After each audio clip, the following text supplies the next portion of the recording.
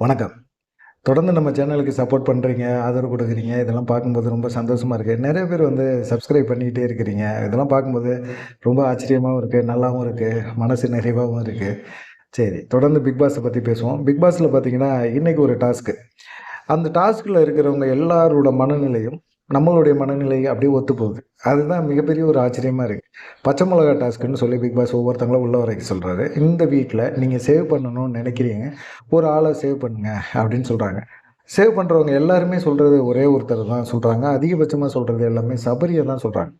காரணம் என்னன்னா, சபரி அந்த சாண்ட்ரா கீழ விழுந்தபோது, ஃபிட்ஸ் வந்தபோது, பேனிக் அட்டாக் ஆகும்போது, அவன் தான் ஜெயிக்கக்கூடியவன். கொஞ்சம் பாயிண்ட் இருந்தாலும் அவன் ஜெயிக்க முடியும். ஜெயிச்சு அவன் இந்த இத வாங்கியிருக்க முடியும். டிக்கெட்டு பின்னால வாங்கியிருக்க முடியும். ஆனா, அவன் அந்த அந்த டயத்துல அத பத்தி யோசிக்கவே இல்ல.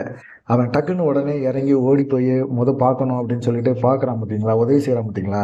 அந்த ஒரு விஷயம் தான் எல்லாத்து மனசுலயுமே மிகப்பெரிய ஒரு பாதிப்பை ஏற்படுத்தியிருக்கு. நமக்கும் அந்த பாதிப்பு இருக்குல்ல. நமக்கும் சபரி பாரியா அவனுக்கு ஜெயிக்க வேண்டிய இடம் வந்துச்சு. ஆனா பார்த்தீங்கன்னா, ஒரு எல்லையில அரோரா கீழ இறங்குற மாரி ஒரு சூழ்நிலை இருந்தது. அரோரா பார்வதி கூட போட்டி போட முடியல.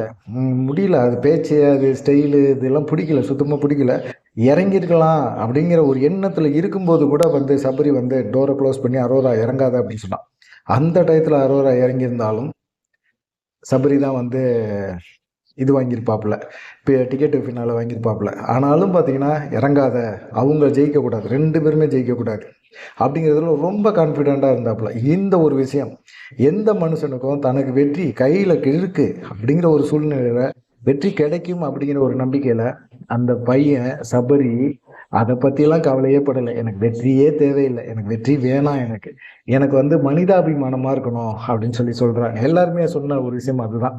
அத தாண்டி பார்த்தீங்கன்னா, ஆ விக்கல்ஸ்லாம் சொன்ன ஒரு விஷயம் என்னன்னு கேட்டீங்கன்னா, ரொம்ப அழகா சொன்னாப்புல.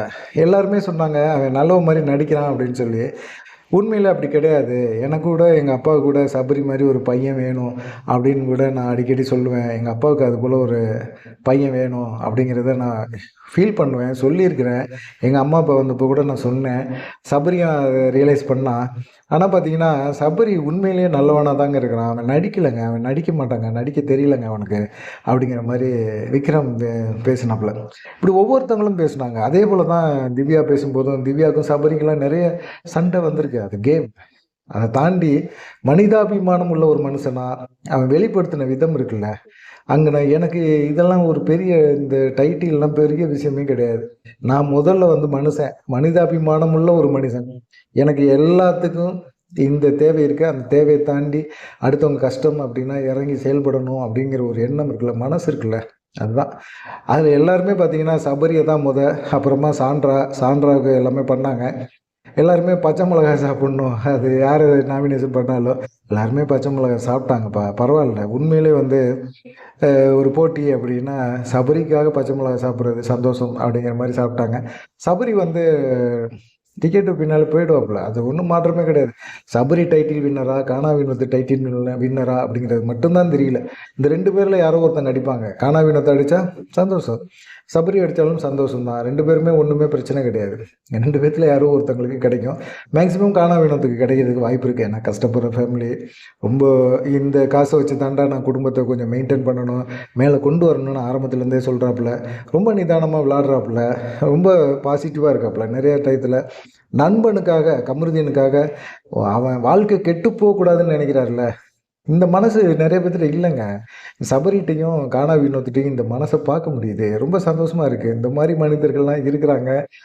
மழையெல்லாம் பெய்யும். மழையெல்லாம் நேரத்துக்கு பெய்யும். பயிரெல்லாம் இருக்கும். வறுமையெல்லாம் இருக்காது. ஏன்னா, இதுதான். நம்ம இக்கட்டான ஒரு சூழ்நிலையில இருக்கும்போது, நம்ம எப்படி நம்ம உணர்வ வெளிப்படுத்துறோம் அப்படிங்கிற ஒரு விஷயம் இருக்குல்ல. அத நெறைய டயத்துல உணர்வு வெளிப்படுத்தியிருக்காங்க. சபரி ஒரு மாரி ஆங்கிள்ல வெளிப்படுத்தினாரு அப்படின்னா, கானா வினோத் ஒரு ஆங்கிள்ல வெளிப்படுத்தினாப்புல. அவருடைய இத. கமருதீன் வெளிய போனோனே, "டேய் அவனுக்கு காசு கிடைக்குமாடா?" சபரிட்ட கேட்குறாப்புல அந்த மாரி. "டேய் அவனுக்கு காசு கிடைக்குமாடா? பைசாவுக்காக தான்டா உள்ள வந்தான். அவனுக்கு ஏதாவது கிடைக்குமாடா?" அப்படின்னு கேட்குறாப்புல. இந்த மனிதாபிமானம் இருக்கணும். நன்றி, வணக்கம். தொடர்ந்து நம்ம சேனல பாருங்க.